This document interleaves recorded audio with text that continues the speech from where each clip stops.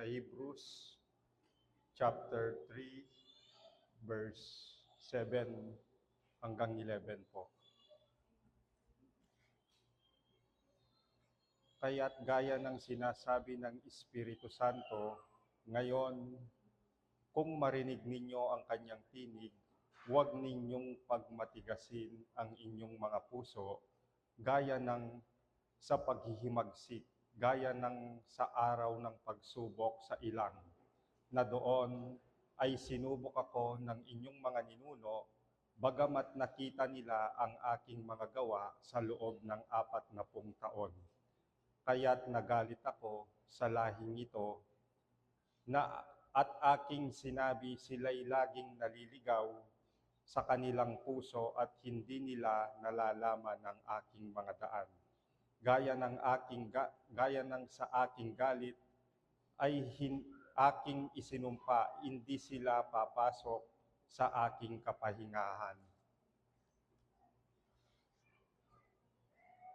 Ipinakita po ni Apostol Pablo sa unang Korinto, chapter 10, 1 hanggang 11, kung gaano po kaimportante ang Old Testament para sa mga New Testament believers.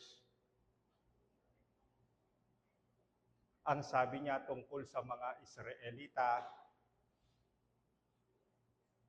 na nagrebelde sa Diyos pagkatapos silang ilabas ng Diyos sa Egypt, sa unang Korinto 10:11, ang mga bagay na ito ay nangyari sa kanila bilang halimbawa at nasulat bilang pangaral sa atin na dinatnan ng katapusan ng mga panahon. Yung katapusan po ng mga panahon, nagsimula po ito pagdating ng ating Panginoong Jesus. Ang writer po ng Hebrews ay may the same na pananaw tungkol sa Old Testament. In fact, kapag binasa mo po ang Book of Hebrews, mapapansin mo po na parang pinaliguan ito ng mga quotation mula sa Old Testament. Ginagamit po ng writer ng Hebrews ang Old Testament upang pagtibayin niya ang katotohanan ng kanyang mga argumento at patunayan kung gaano kabalid ang kanyang mga warning. Sa ating text, magbibigay siya ng isa na namang warning na huwag tatalikuran si Kristo. Gamit po ang isang Old Testament passage upang patunayan niya ang kanyang punto. Ang ating pong passage, yung binasa ko kanina, quotation po yun mula sa Awit 95. Ang Awit 95 naman po ay tumutukoy sa pagre-rebelde ng mga Israelita na inilabas ng Diyos sa Egypt at patungo po sila sa ipinangakong lupain o promised land. At ito po ang punot dulo ng pagre-rebelde. Aklat po ng Bilang, chapter 13, verse 1 hanggang 3. Ang sabi rito, nagsalita ang Panginoon kay Moises na sinasabi, magsugo ka ng mga lalaki upang lihim na siyasatin ang lupain ng Kanaan. Ang Kanaan po ang ipinangakong lupain, ang promised land, na aking ibibigay sa mga anak ni Israel, isang lalaki sa bawat isa sa lipi ng kanilang mga ninuno ay susuguhin ninyo na bawat isa'y pinuno sa kanila.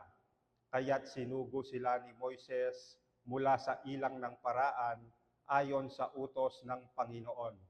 Silang lahat ay mga lalaking pinuno mula sa anak ni Israel.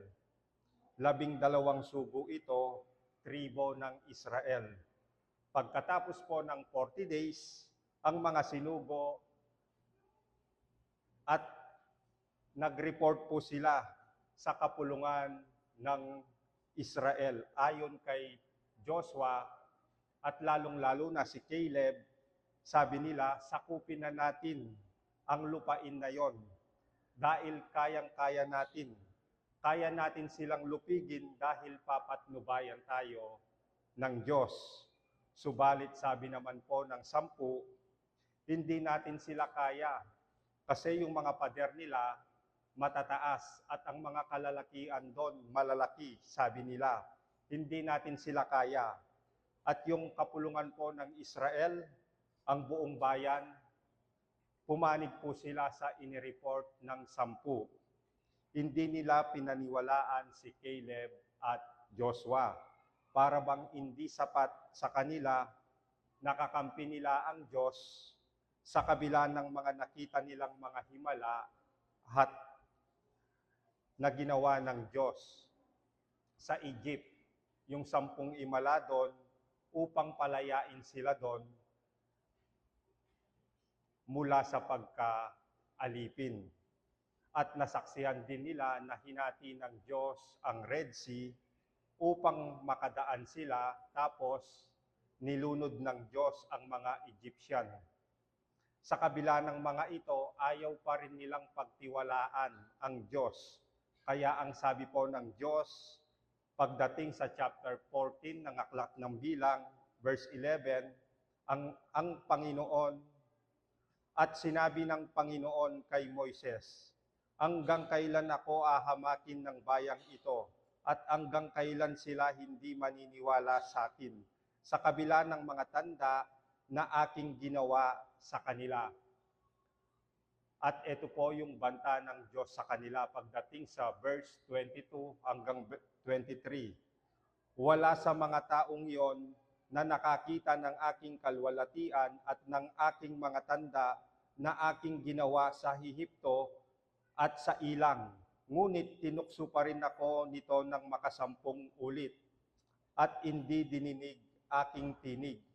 Ang makakakita sa lupain na ipinangako sa kanilang mga ninuno at walang sino man, ang sabi po rito, at walang sino man sa kanila na umamak sa akin na makakakita rito. Nakalaya nga sila mula sa pagkaalipin sa Egypt, ngunit ipinangako po ng Diyos na hindi sila makakapasok o makakarating sa Promised Land. Ang lahat po higit 600,000 na kalalakian mula 20 years old pataas na lumabas sa Egypt, walang nakarating sa Promised Land, maliban po kay Caleb at Joshua. Sila pong lahat ay namatay sa ilang. Namatay po silang lahat sa ilang. Kahanga-hanga pong soberanong kontrol ng Diyos ito, more than 600,000 na sinabi ng Diyos, wala isa man sa kanila ang makakapasok sa Promised Land. Ganun nga po ang nangyari. Maliban sa dalawa, sabi niya, kay Caleb at Joshua. At ganun nga ang nangyari. Ang Diyos po yung pangako niya at banta, kayang-kaya niya pong tuparin. Tapos pagdating po sa ating text, kabisado po ng mga Hudyong sinusulatan sa ating passage ang kasaysayan na yon ng kanilang mga ninuno.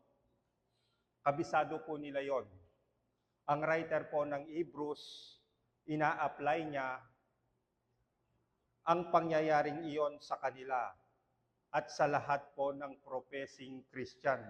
Kabilang tayo rito na kung tutularan nila at tayo ang pagtalikod sa Panginoon, hindi tayo makakarating sa Promised Land. Posible ayon sa kasulatan, sa Scripture, na magsimula tayo sa Christian life na maayos tulad ng mga Israelitang na pinalaya sa Egypt and then kakapusin at hindi magmamana ng kaligtasan. Yung mga Israelita pong tinutukoy na nagrebelde ay katulad ng mga binhing na hiyasik sa may batuhan. Agad tumubo, ngunit dumating ang kapighatihan, sila ay nalanta. Mababasa po natin yun sa talinghaga ng Panginoong Yesus sa Matthew 13. Hindi po sinasabi ng writer ng Hebrews na pwedeng mawala ang kaligtasan ng isang tunay na mananampalataya. Ang ginagawa niya, umaapila siya sa pamamagitan ng isang tunay at alam na kasaysayan sa mga Hudyo upang idiin niya kung gaano kaimportante ang magpatuloy sa pagtitiis. Gusto niyang gawing malinaw sa atin ang tunay na sumasampalataya kay Hesukristo, magtitiis at magpapatuloy. Totoo na ang kaligtasan, hindi ito pwedeng mawala dahil ang nag-iingat nito ay ang kapangyarihan ng Diyos. Subalit, totoo rin po na ang ilan sa mga paraan ng pag-iingat ng Diyos sa ating kaligtasan ay sa pamamagitan ng mga warning na huwag talikuran, na huwag tatalikod, at ang pag-iikayat na magpatuloy. Ang sabi po ng Panginoong Yesus sa mga alagad sa Matthew 10:22, ang magtitiis hanggang sa wakas ang siyang maliligtas. Ang ibig pong sabihin ng Panginoong Yesus doon, yung tunay na mananampalataya, magtitiis sila hanggang sa wakas. Ang totoong mananampalataya, may mga panahon na magbabackslide siya, ngunit manunumbalik pa rin siya dahil nasa kanya ang Holy Spirit na hindi titigil sa paggawa sa kanyang puso at buhay. Makikita po natin ang ganitong gawa ng Holy Spirit sa buhay ni David. Ilang beses si David mag-backslide siya, pero babalik pa rin siya, babalik pa rin. At totoo po yun sa bawat mananampalataya, dahil taglay natin ang Holy Spirit, hindi tayo titigilan ng Holy Spirit. May nagsabi, ang sabi niya, ang Christian life daw, hindi lang one-time decision na sumunod kay Kristo doon sa point of conversion. Ang Christian life daw ay isang nagpapatuloy na commitment kay Jesus. Isang paglapit sa Kanya sa pananampalataya, araw-araw, at pagsisisi sa kasalanan. Habang iniintay natin ang ating paniniraan sa langit, ang mga tunay na kay Kristo ay may pagnanais na makaulayaw si Kristo sa panalangin. Magkakaroon siya ng pagnanais na basain ang salita ng Diyos at sa pangangaral ng kanyang salita. Ine-enjoy din nila, hinahanap ang fellowship sa kapwa mananampalataya. Yung promised land po na tinutukoy dito ay ang Kanaan, yung ipinangakong lupain. Yung Kanaan po o promised land, parang simbol lang po yon ng tunay at magpapatuloy na promised land. Sa makatuwid po ay ang langit. At doon po patungo ang bawat mananampalataya dahil naroroon po ang kanyang citizenship. Magpatuloy po tayo sa ating paglalakbay. Gaano man po kahirap, gaano man po kahaba, gaano man po katagal, ito, aabot tayo sa ating destinasyon dahil nangako po ang ating Panginoong Yesus at tagapagligtas natin sa bawat mananampalataya. Sa Mateo chapter 28, verse 20, ang sabi niya, ako'y makakasama niyo palagi hanggang sa katapusan ng panahon. Tayo po'y manalangin. Maraming salamat po, Panginoon, sa iyong warning at pangako sa amin. Tulungan niyo po kami, ang bawat isa sa amin, na huwag pong tumigas ang aming mga puso at maging sensitive po kami sa mga kasalanan na ginagawa namin sa aming mga buhay. At patuloy na bigyan niyo po ng liwanag sa aming mga puso ang iyong mga salita na aming napag-aralan ngayong umaga. At dalangin po namin, Panginoon, sa aming pananambahan ngayong umaga, sa tulong po ng iyong banal na Espiritu, tulungan niyo po kami na magawa namin ito na nakaayon po sa iyong mga kalooban, sa amin pong pag-aawitan, sa amin pong pagbabasa ng iyong mga salita, sa aming pong mga kaloob at pag-aaral ng mga iyong salita, sa aming pong Sunday School at prayer meeting, maisentro lamang po ito sa aming Panginoong Yesus at kung ano po ang ginawa niya sa krus ng Kalbaryo. Tulungan niyo po kami, Panginoon, na maging posible sa amin ang gagawin po namin ngayong araw. At ipinagkakatiwala po namin sa iyo, Panginoon. Alisin mo po ang pwedeng maging hadlang at balakid sa aming mga puso at matuon lamang po ang aming mga puso sa pag-aaral ng iyong salita at sa aming pong pananambaan bilang magkakapatid sa aming Panginoong Yesus. Tulungan mo po kami, Panginoon, at hindi po namin magagawa ito maliban pong ipagkaloob mo sa amin ang iyong biyaya at habag at ikaw po ang manguna sa amin ngayong umaga. Maraming salamat po, Panginoon. Sa iyo lamang po ang papuri at pasasalamat sa pangalan lamang po ng aming Panginoong Yesus. Amen.